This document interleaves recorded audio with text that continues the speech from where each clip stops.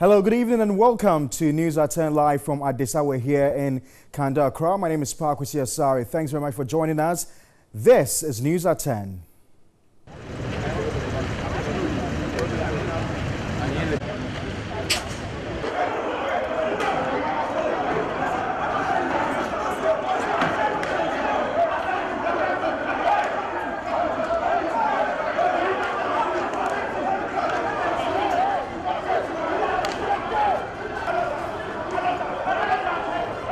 Mask off your face. Why the police don't put you on mask? Why the police don't put you on mask? Because they are professionals. Time will tell for you boys. Okay, it's okay.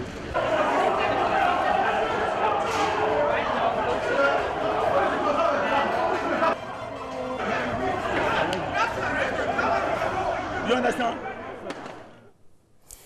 So you're welcome to NEWSAT10 live from Adisa here in Kanda, Accra. Tonight, our big story for today, we're focusing on the just ended by-elections at the Ayawaso West Wuogon constituency.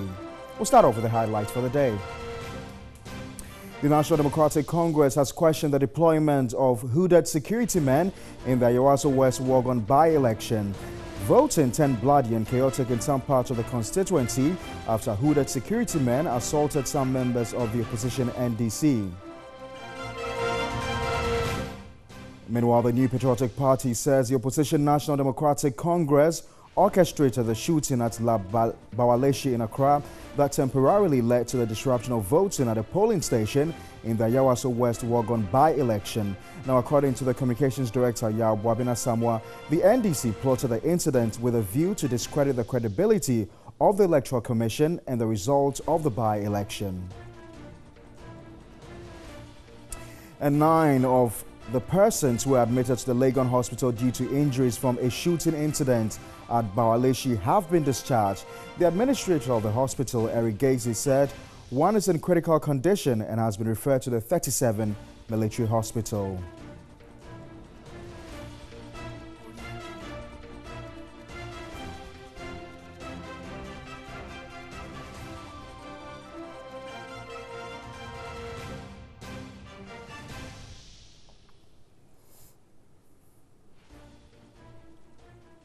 All right, so we're going to stay on the by-election that just ended in the Ayawaso West Wuogon constituency. My colleague Selam Amenya has been on the ground since morning, monitoring developments there, and joins us live from the Central Cafeteria at the University of Ghana, Legon. Selam, what can you report? Hello, Selam Amenya. If you can hear me, what can you report?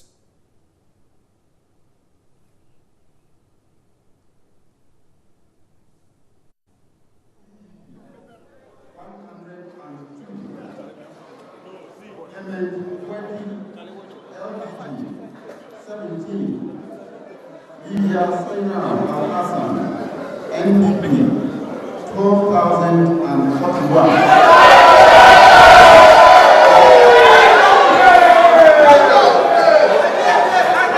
This brings the total guys to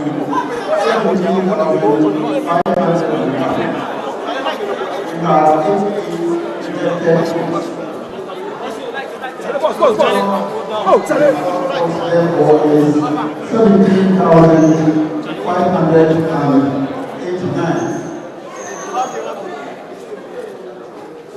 Ladies and gentlemen, from these results,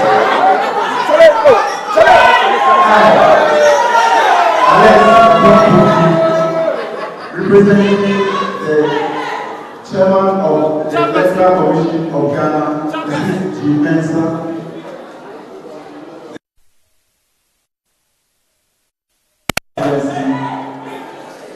do hereby declare that Mrs.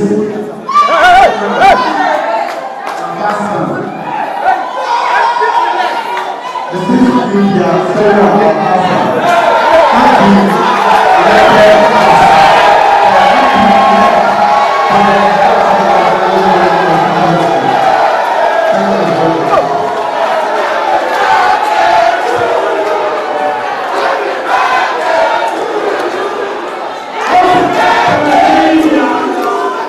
Happy birthday!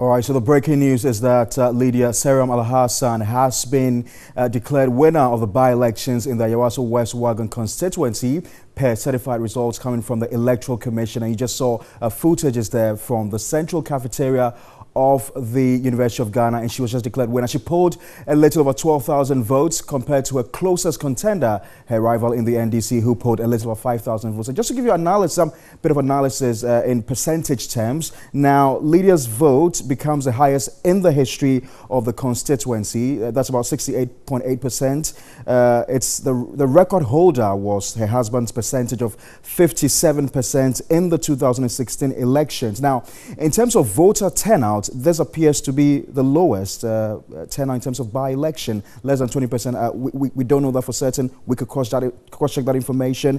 But she becomes the fourth NPP candidate to win that seat. And she also becomes the second woman to contest and win on her late husband's slot. She also becomes the 11th female member of parliament and the 36th female voted to the 7th parliament. So a bit of history there, in terms of percentages also with regards to the victory. Now, let's get on the phone lines now and speak to Kwao Esuman, his political scientist, to help us, Kwao Emisa, to help us do some analysis on this latest results. Thank you very much, sir, for your time. So, Lydia Al-Hassan has won the seat. Surprise to you? Thank you very much for having me. Not really. It is not a surprise at all. Looking at the fact that her husband, has held the seat for some time now, and the fact that the constituency has been one of the MPP strongholds for some time now, especially with the majority of the students vote that the party holds, and we know that. Approximately, the party holds almost about 65% of tertiary students' votes, and so looking at the area, you could yes say that the seat would definitely have gone to the MPP. So not surprising at all. Great. I would like us to go, back a bit to happenings this morning when the election started. I just want us to show a bit of footages of today's event, and then we'll come back to do some analysis of what has transpired all throughout the day. So just hold on for me. Okay.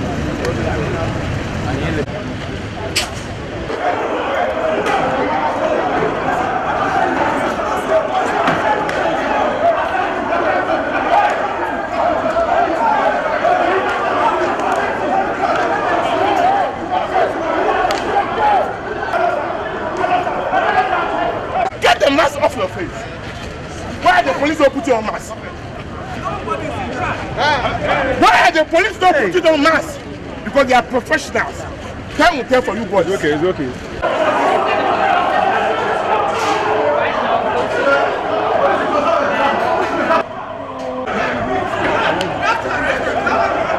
You understand?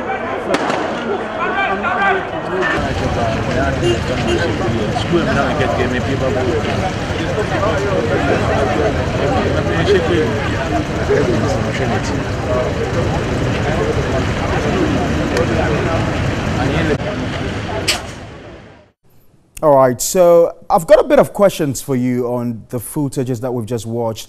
First of all, would you describe these elections as generally free and fair?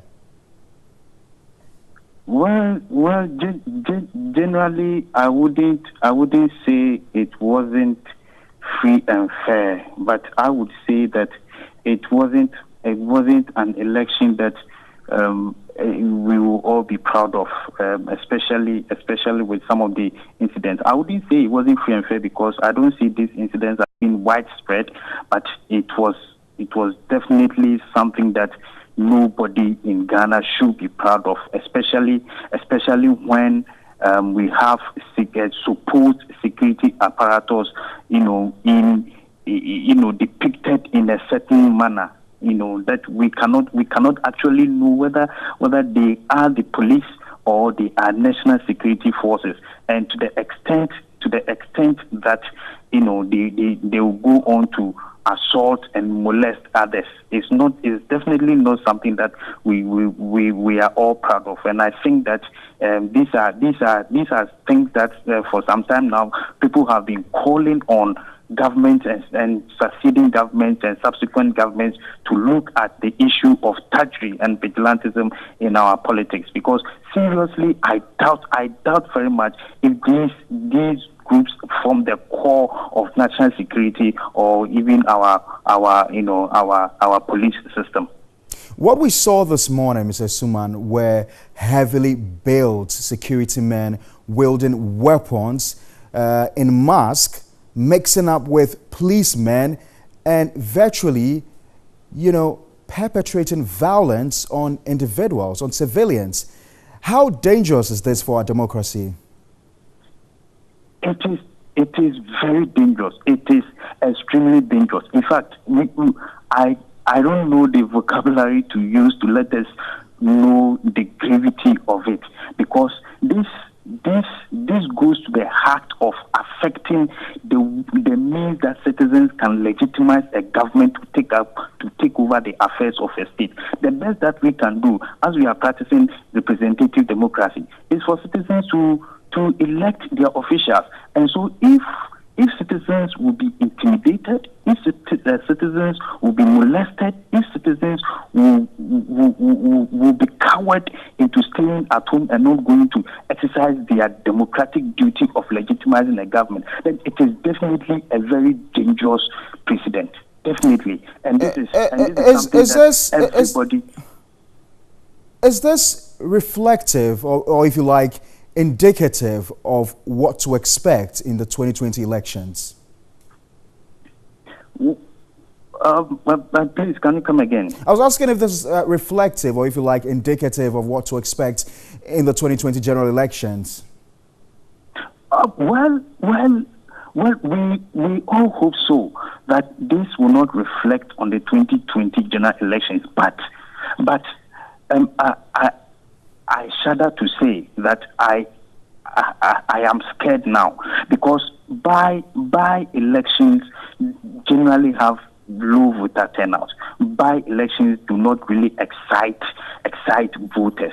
It is the general elections, and so if some of these things will be shown at by elections, then definitely, if we do not take care, this will reflect on 2020 elections. And yes, 2020 elections will be more keener than the past elections that we had. And so we are expecting that, something like this will not be countenanced at all. We are expecting a full-scale investigation into it, so that we will know what actually went on, who actually those people are. Because let us be sincere, the Labalation area throughout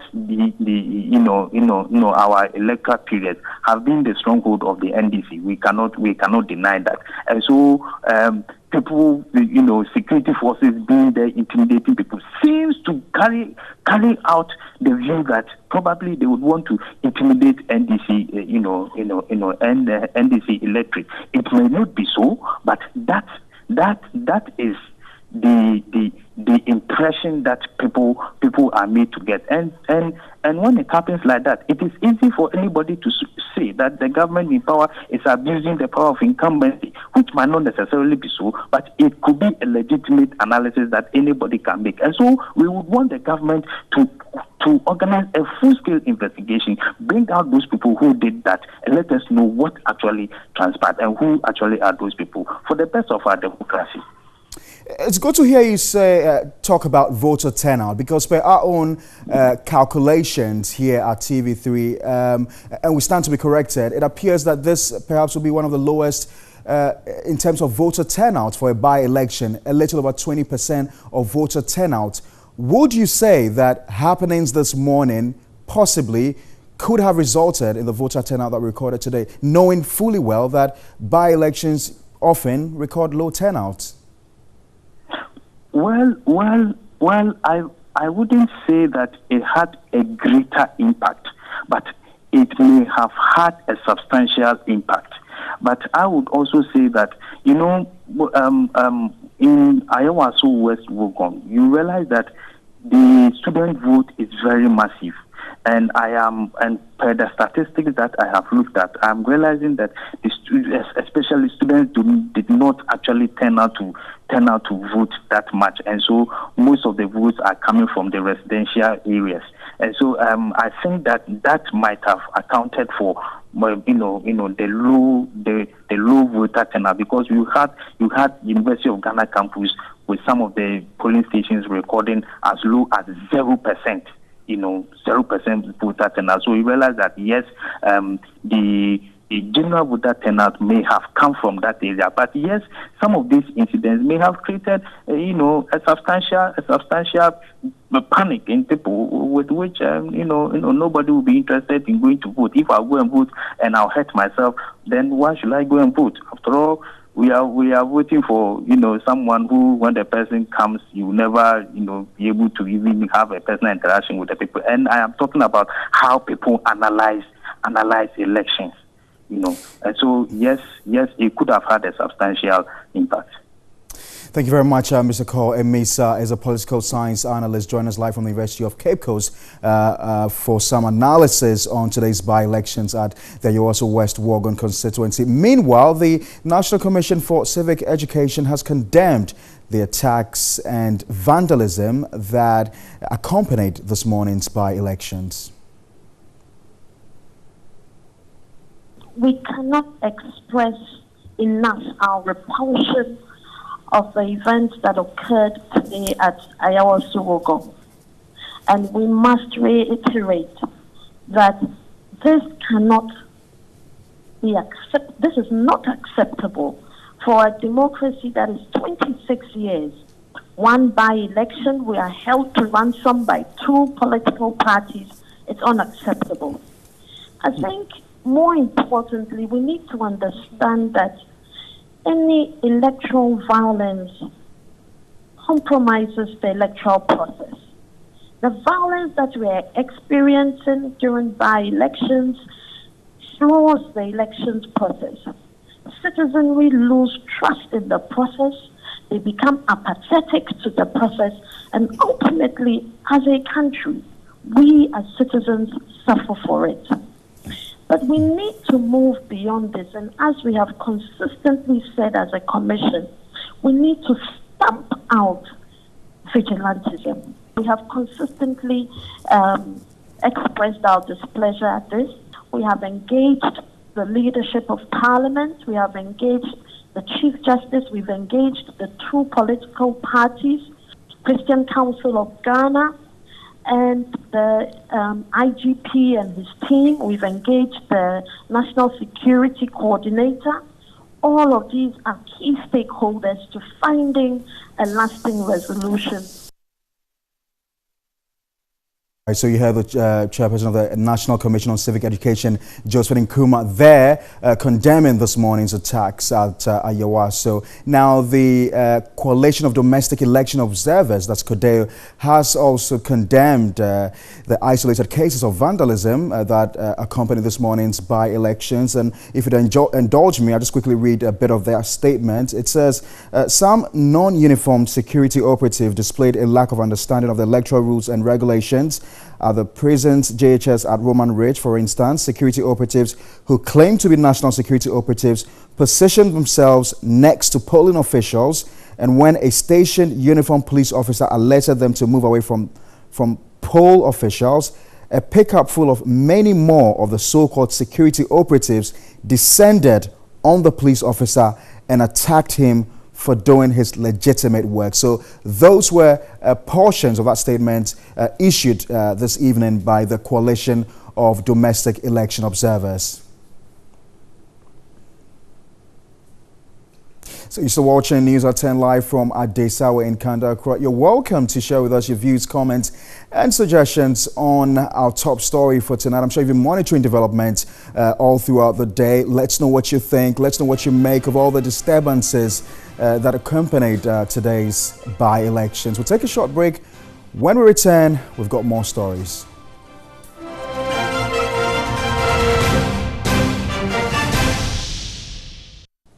You're welcome back to NEWSAT10 live from Adesawa here in Kanda, Accra. Now, the Association of Tanker Drivers has called on the National Petroleum Authority to ensure strict compliance of an MOU between the tanker owners and themselves on their conditions of service.